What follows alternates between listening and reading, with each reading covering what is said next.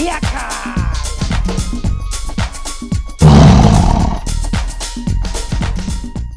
guys, welcome to Betway Beat, brought to you by Soccer Beat, and it's your host Peter du Toit, and he doesn't need an introduction, you'd recognize him by face, I've got the one and only Gavin Hunt. Gavin, bad week at the office. Yeah, bad week, and it's still a long way to go this week. It's still another big game Saturday, yeah. It's been a tough week, and something I haven't experienced before in all my life, playing 3 games like this, but yeah, it is what it is, and we just got to get on with it, Well, you're in a safe place now, Gavin. Yeah, safe. Don't go. I've always learned when you lose games, don't go outside, don't read the media, don't drive in your car, don't go to the petrol station, just stay at home. Listen, Gavin, don't worry, as I say, you're in a safe space. We go back a long way. Let's talk about, I know you don't want to, but let's talk about, I don't want to haunt you, the Orlando Pirates game. Just quite frankly, I mean, I watched the game. Both goals shouldn't have been goals. I mean, the first goal, your 2 centre-backs were still in the dressing room, and the second goal, towards the end, no disrespect to the goalkeeper, but I thought that was easily palmed away, it came right across his body from a long distance. Yeah. So you could have been looking at a 0-0 or a 1-0 to yourselves. I know it could have been if and so on, but 2 mistakes, big mistakes. Yeah, you don't expect a team of that I'm working with to concede a goal so quickly. Like in one long ball down the back of us, the keeper comes, he hesitates, the centre half doesn't hit it. It was real, poor from 2 players that have been around, and obviously the second goal we saw what happened, and then we scored a goal. It was offside, I think, so it was allowed, but it was a game of it was a typical South African game. What do you call it? A transition game. It becomes like a basketball game.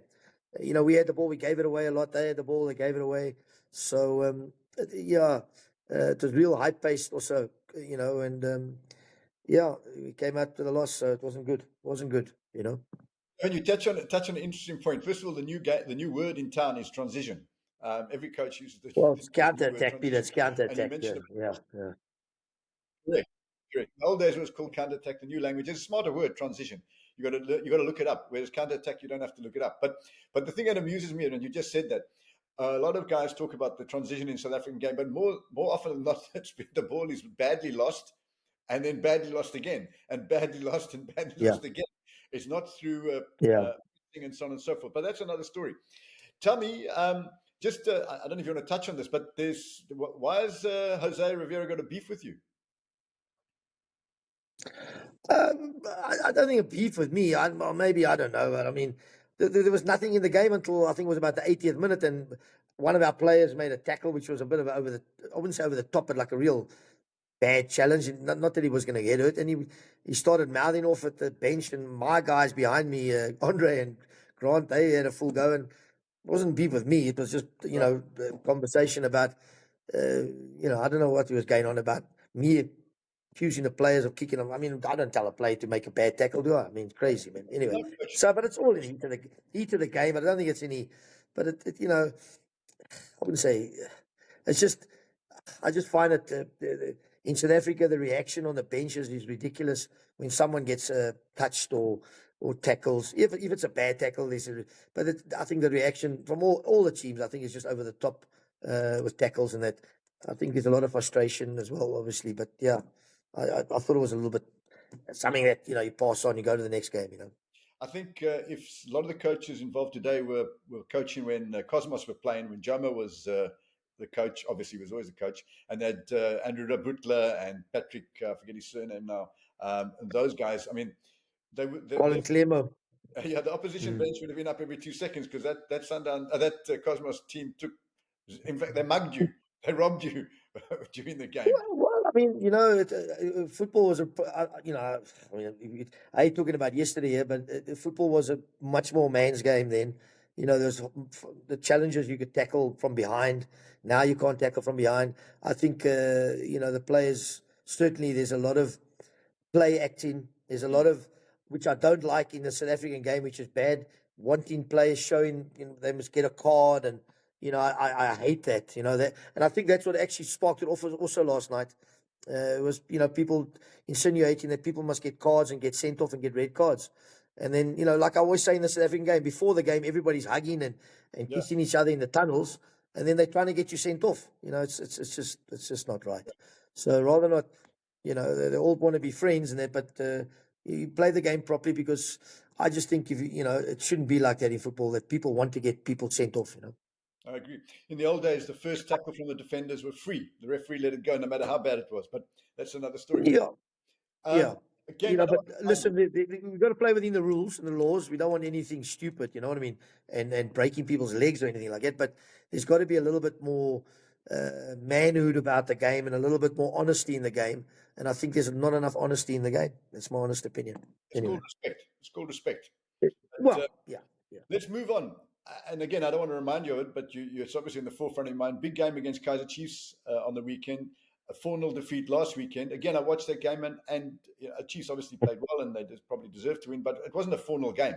I mean, No, no. I mean, it's hard to stay and say and try and justify it wasn't a 4-0 game. But if you look at the opportunities, and to be fair, we played on the front foot. We were on the front foot, had them back. We turned the ball over, go down the other end, goal. The first goal, they had the ball. We turned the ball over. They had the ball at their back. They played right through us. The ball bobbled in the corner. The first goal. The second goal, I mean, from a corner kick, we should have won a header. We misheaded it out. So the third goal obviously was, now we're chasing, and you get turned over. You know what I mean? So, and they got they got a lot of pace up front and on the sides, Chiefs. So once you turn it over, if you're, what's the famous word? Everybody uses, rest defense, or if your defense is not set properly, and you're not concentrating, and you don't, we're not. What we didn't do was win the ball on the turnover. We didn't win the first ball again, and then it bobbled and bounced and went out, and it ends up 4-0. But if you look at the game, that game could have been 4-4, 5-4. You know what I mean? They missed a chance or so. I'm not saying we deserve to win the game, but we could also got 4 or 5. That's for sure. It was a good game to watch. But just, Nabi has made a big difference. It's an interesting thing. Before I talk about Nabi, the contrast between your team and Chiefs' team seems to me kind of confidence, and things are going your way when the team's filled with confidence, and when the team's had a few knocks, the confidence dissipates. And I think that's going to be maybe a big thing for you, to try and get the guys' confidence up for this particular game, because all teams are beatable. Yeah, I think, Peter, in obviously we missing 4 big players. This is not an excuse. I say this. We've done a whole pre-season and playing the season with no right-sided player. So we've played centre midfielders on the right-hand side of midfield. We got 2 guys who are out injured. They've been out. I mean, we've missed our best striker. Bradley Grobler gets you 10, 12 goals every year. He would have got us 4, 5 already in the last couple of games, in the positions that we've had. He's out. Grant Margeman, he was one of our best midfield players. He's out for the season. So these things have sort of just come at the wrong time, and so nobody listens. So there's no good complaining. We've got to get on with it. But our squad hasn't been I wouldn't say big enough, strong enough to handle these situations until we can get 1 or 2 back, So it has been a major problem for us, Did you? I mean, Nabi has had an effect on that team. It's a very positive effect. Well, I think let's be honest, Peter. He's had an effect with buying new players. I mean, let's come on, and then obviously coming with a, So I'm not saying he hasn't done he's done a great job. Because obviously, I don't think they could have got any worse than they were last year. Let's be honest. And they're obviously, I mean, we tried to sign Dortley. I mean, we put in the biggest offer that. I tried to sign him 2 years ago. I think he's the best left side centre back in South Africa, and he's fantastic. And he made the difference against us on Saturday. He was the best player for them. Yeah. I mean, he made interceptions and blocks and got headers away, and he can play. So big. Yeah, and Sereno, these guys are top players. Blom coming back. So that, 1 or 2 the youngsters have done really well. They've come into a better environment, a more stable environment. The other centre back they got from Angola has done well. Yeah. Reeves coming young. So they built a team nicely around there. So I'm sure there'll be a force this year, definitely. How are you going to stop Sereno? Well, Sereno's difficult to play against because he doesn't play with the game. Correct. Do you understand what I'm saying? So when the game moves, he don't move, he stands. So when the ball gets turned over, goes to him, he looks like, now, how the hell did he get up in those positions? So you can get away with it in South Africa, but you're not going to get away with it yeah. I'm not saying that he's a fantastic player, and he'll turn the game over, and then he'll be out on one or two passes and make a turn or pass, and that's how good he is. So, and he's got an eye for goal, and he'll have a lot of assists. So it's very difficult to play. We spoke about it. We showed videos. We done a whole, I do a whole presentation on the opposition or whatever before games, and I said to him, "Watch, look where these oppositions are going, and look what he's doing. He's just hovers around. You know what I mean? And then, so he won't play if you're playing 4-4-2 or 4-3-3. He won't keep the shape of the team going up and down. He'll just the team will go. It'll be 4, 5, 4, and then just one. I don't know wherever he's playing. So it's difficult to play against. Yeah. And they've got two players they've got one or two like that, and they play you on the turnover. The youngster as well. That what's his name? Shabalala Lukazi. He also. Yeah, they play you on the turnover and they tops, they tops. In the old days, we would have called it cheating, that the player's cheating. Well, I don't want to. You said it. I didn't say that. But because if you say that word, people think, oh, you're doing a bad. But that's basically what it is. Yeah. And it's not necessarily a bad thing because look what's happened. So, and also, he's not a player who's going to defend well anyway. You want him up there and causing damage. I would look at him personally, but you're then losing a player and it changes your whole shape. So it's a separate issue. Yeah, I think, Peter, the days of man marking is I wouldn't say outdated, but I would say because I still think the game in football games about distances. If you keep your distances tight out of possession or in possession, if you lose and the ball gets turned over, you should be close enough to re-win the ball and I think in South African football, even the best team, Sundowns, I think the biggest problem you'll find is distances. And I don't think if you watch a European team play, they keep the distances with the ball and without the ball much tighter than they do in South Africa. And South Africa, that's why it becomes a basketball game in South Africa. It gets turned over and there's a counter and then you say, no, how the hell? Because your back four should have been 10 meters up and they were 10 meters dropped off. So that space in front of the back four, they get in the half turn. And now it's a charge of the life brigade, and they start coming because one thing we can do in South Africa is run. You know what I mean? Again, in the old days, they would have been called keeping shape, but that's yeah. In possession and out of possession, I always say you can't. It's an old. I mean, talk about old football. You should never play the game over two halves. If you play the game over two halves, you're dead. You've got to play the game in one half. So out of possession or in possession. So when you're in possession, if you can play in one half. So when it comes out, you're repressing it quicker. And I think in South Africa, the game gets played over two halves, and the space is so big. And that's why players like Sereno and these young, even the one boy from Pirates last night, Moffat King, they play you on the turnover, and they are so quick, So it's very effective. Very effective. Gavin, we're going to take a short break. Then when we come back, I want to ask you your comment on the great debate about Sereno. Should he play should Bruce call him up to replace Tshwane? Back to that after the break. You see, it was this game that turned boys into giants. Even today's aces inherited the name from those who came before. Usabutha lomlilo buzalwa abaziyo bazokutshela lisegazini forever. Welcome back. You're on the Betway Beat with Soccer Beat, and I've got Gavin Hunt. Gavin, as I said before, just before the break, Sereno. There's a huge debate online on social media now with a lot of fans saying that with Tshwane out with his Achilles injury for a long time, the perfect person to replace him is a Uruguayan Sereno. Where do you sit on that? First of all, let's forget the fact that he's Uruguayan. If he was South African born, would you have him in the team? And then let's look at the fact that he's Uruguayan. Do we do what other countries do? Well, some countries anyway, change nationality. Some countries, most European countries, France, I must give you them. They won the, Germany of doing it. Portugal did it with Brazilians. Listen, there's no doubt if Sereno was a South African, I think he'd definitely be in the squad. I wouldn't even if you had Themba Tshwane, because I think he's so quick and nimble and across the ground, and he suits the way we play the game here. You know what I'm saying? And But to put him in the team now, I don't think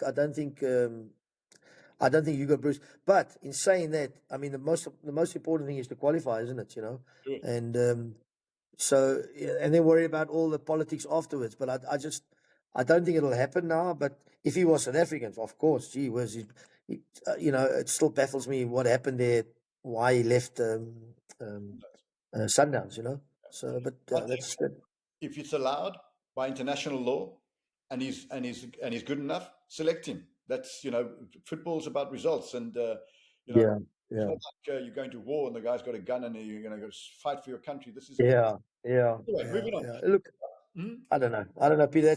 I'll leave it for all the football pundits. I'll stay Well, away from that. if the coach thinks he's good enough, he should have the right to Yeah, select him. If yeah.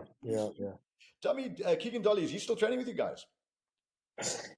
Yeah, he phoned me a couple of weeks ago, and I think his agent said there's something on the go, and he needs to get fit. And so I said, well, why don't you ask Kaizer Chiefs? So yeah, I've got So he phoned me up, and he's about done a week or two, and we got such a small squad, so I can include him. Certainly, if we have 11v11, he can play in the opposition, and he's been good. Yeah, touches are good. Obviously, he needs to get fit, but I'm not sure what's happening with him. I'm sure he said he's going to get a move and go somewhere. I'm surprised he hasn't got a move already, but anyway, that's another story. Tell me, if, we're looking at the league right now, and you've got your Chiefs and Sundowns and Pirates with all the money. Do you think financial fair play should come into South African football? Absolutely, absolutely. And I think you'll have a better league.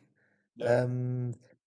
Listen, it'll never happen because I don't have to tell you why, but it'll never happen. But if it did, I think you'll have a much better league.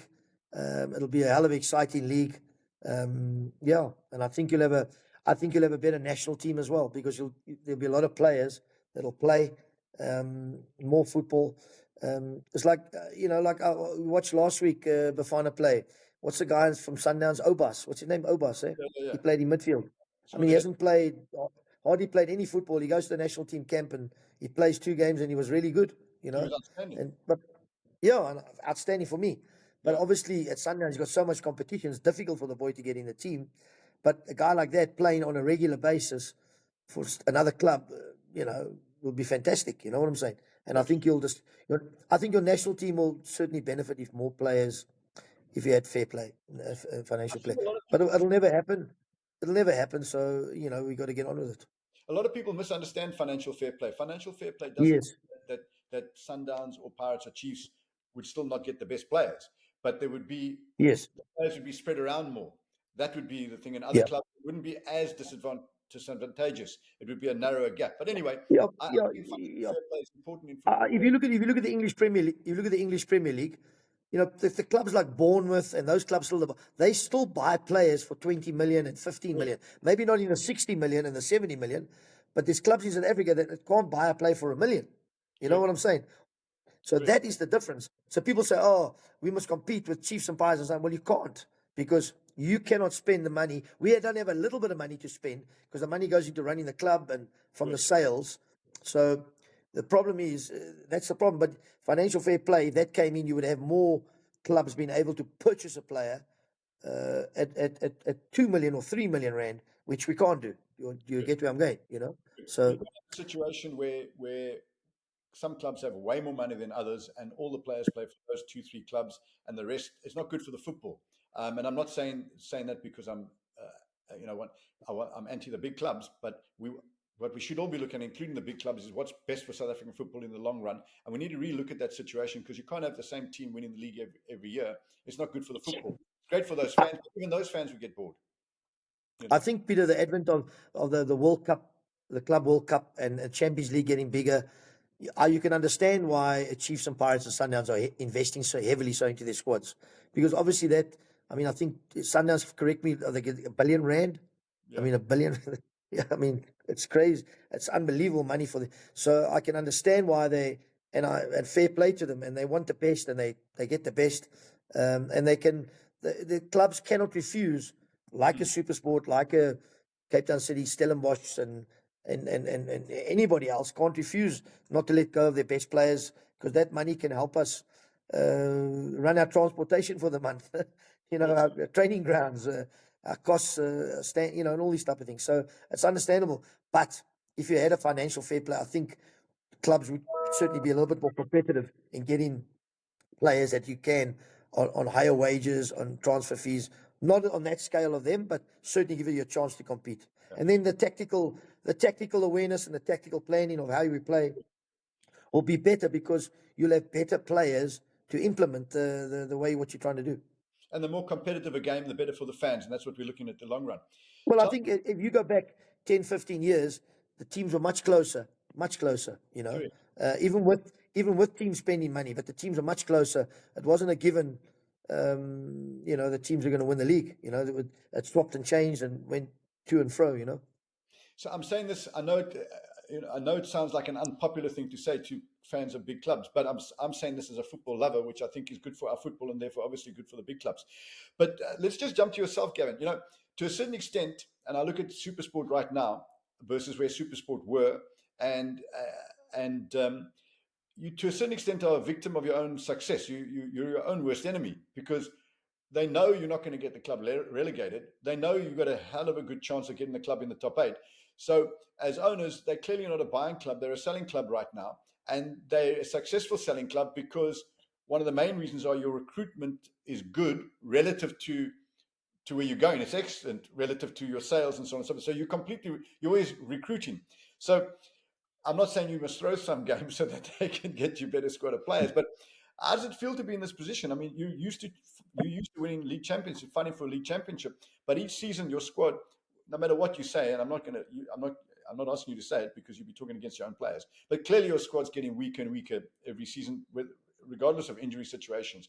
Yet you get them into the top 8, and at the end of the season, I'd bet money that you'll be in the top 8 again, and you'll still be a net seller of players again.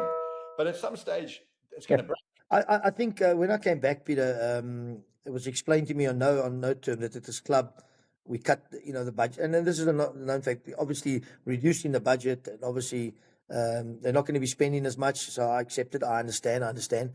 But you also, and I said to them, you also got to understand that, we all want to challenge. We all want to be competitive and the cups is obviously where you can get a gap. But you're going to have a team that is, if we don't have our best 12 or 13, we got a very young team, a lot of inexperienced players. I'm not saying they're not going to be good enough. They will be good enough at a certain point, but you need to go through. And obviously this week that we're going through is tough because nobody between Chiefs, Pirates and Sundowns will play each other and then play in another one in the middle of them in the week like we just had. This last night's fixture was sprung on us like, So, but in all, we obviously I understand, and it's a known fact that obviously MultiChoice and the holders and the owners of the club, there's been a big shake up there. So it's filtered down to the football team, and it's not the same club, but we have to keep challenging, keep producing, keep grinding results, and obviously and do the best we can. But we need to be more competitive. That's for sure. Well, I'm not going to ask you the question, but the question is, at one stage, when is Gavin Hunt going to go, forget this, I want to start challenging for league honours again? I'm not asking you that question. Yeah. Well, I mean, you obviously want to, with what I've, been in the game a long time and, won every trophy. The Champions League was obviously, that was a real big blow to me that, leaving in the semi-final. So that was a huge blow because that's something that to achieve something like that but not really we never had really a top side then, it was something that we could have achieved. But anyway, so that's something obviously we want to do better, but it's very difficult. Like last season, we couldn't go on two fronts with the squad that we had. We had to, so we played a bit of a mixed match team, and to be fair, we did well, and we lost 1-0, and we won, one. So it was very, very difficult last year, and we certainly could have got through. There's no doubt. But anyway, I thought we had a decent season. We were 1 point away from Champions League spot. 1 point, not okay. 3 places, but 1 point from 4th to 7th, which hurt us. But anyway, we haven't had the greatest start, but we will certainly.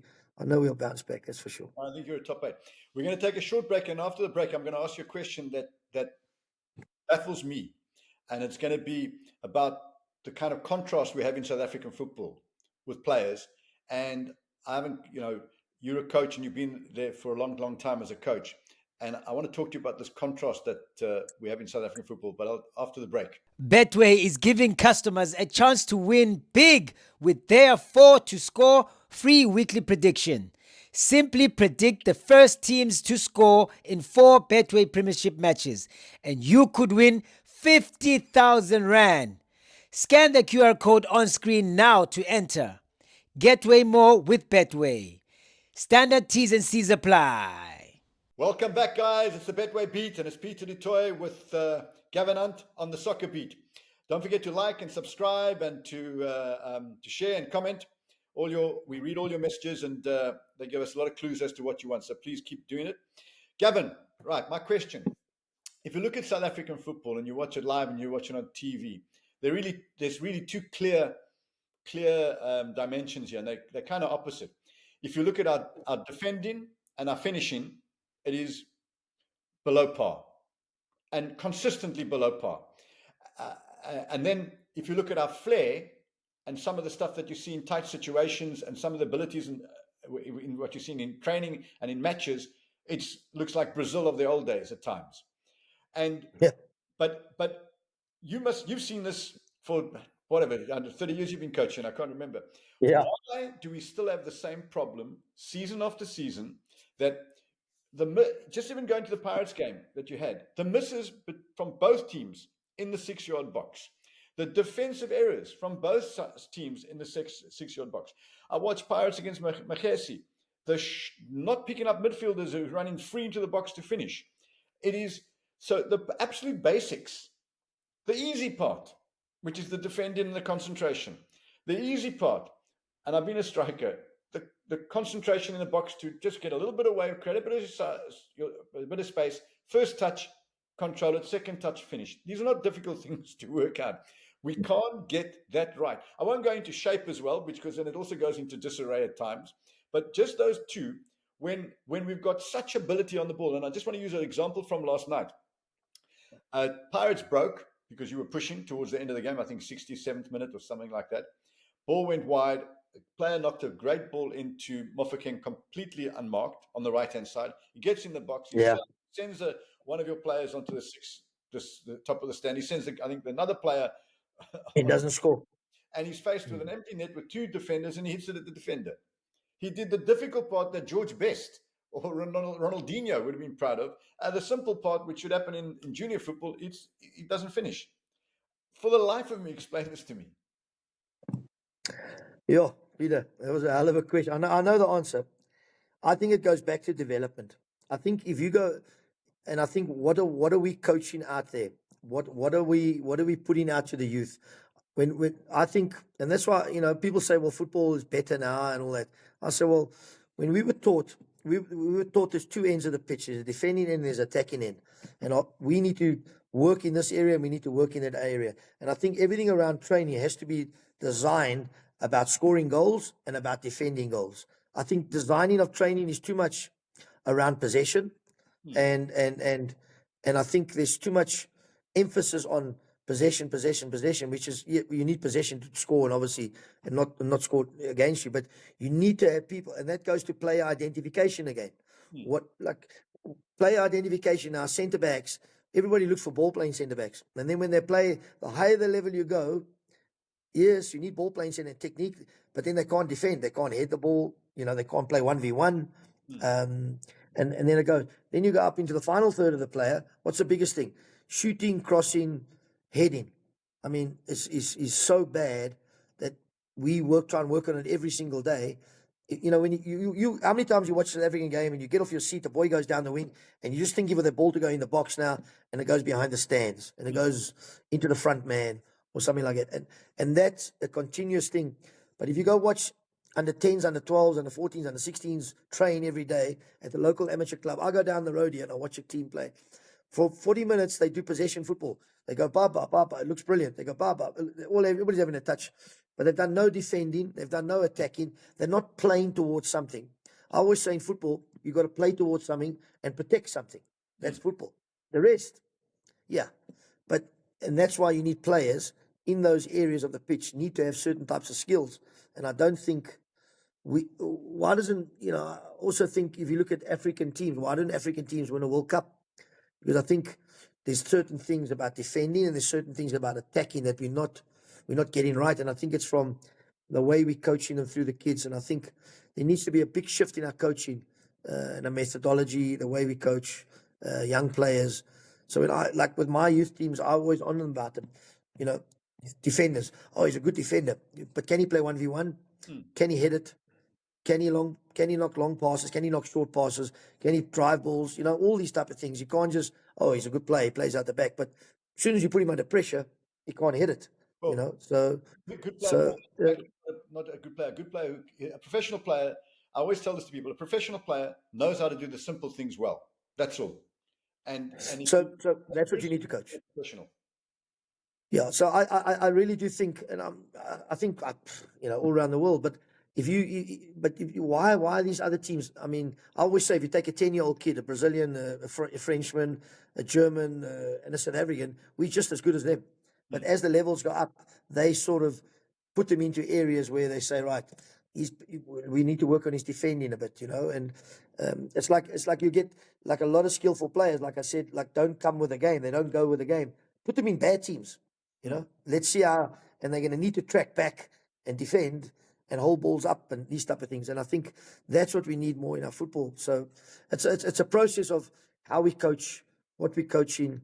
Because, as I always say, if we're not winning enough, there's got to be something wrong with what you're doing. True. And I think that's what, certainly for me. Well, Gavin, that means SAFA needs to look at how they're doing their coaching courses. And SAFA needs to their responsibility. Yeah. It's their responsibility to bring in coaches who want to get involved, like yourself, Mushin Ertegrill, and there's a lot of others. I just mentioned the two. So I was on the CAF A license, and there's some good guys there on the license. The course was well run by Steve and Conti Quebeca. Right. But the point I'm trying to say, so that 20-odd guys, 25 guys, they're going out into the field now. What are we coaching? We should be on a similar. We should be on a. I'm not saying. If you look at all around the world, Peter, I think every country has got a Bible of coaching. They've got a manifesto of coaching. How are we going to coach? Obviously need to win games of football, but how are we going to coach? So what are we coaching from a young age? 1v1s. I need to coach 1v1s, okay? Then we build it up into 2v2s, 3v3s, 4v4s, 5v5s, and so we build up a team. So you need to have a directive of coaching. Correct. In a Bible. I call it Bible. Listen, there's how many churches in this world? There's 30, I don't know how many churches. Everybody follows, but you've got to follow a way of coaching. And I think in South Africa, there's so much diversity in all the teams. One team tries to play, other teams go along, where if you go around the world, most countries are pretty similar, how they want to play, So, the big thing, though, is what's lacking from that book is that the basics have got to be right. So before you even learn how to play, 100%, Peter. You've hit the nail on the head. That's the nail on the head. Basics of football. Yeah.